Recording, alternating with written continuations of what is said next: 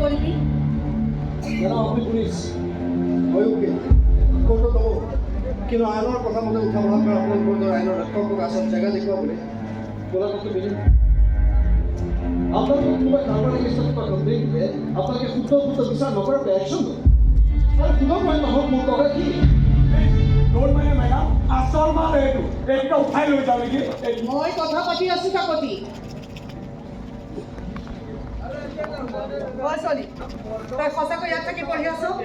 কলেজৰ এটা দেখুৱাইছো ছাৰ। দেউতাই পঢ়াব নোৱাৰে, ককাই মোক ঘৰতে ৰাখি পঢ়ুৱাইছে।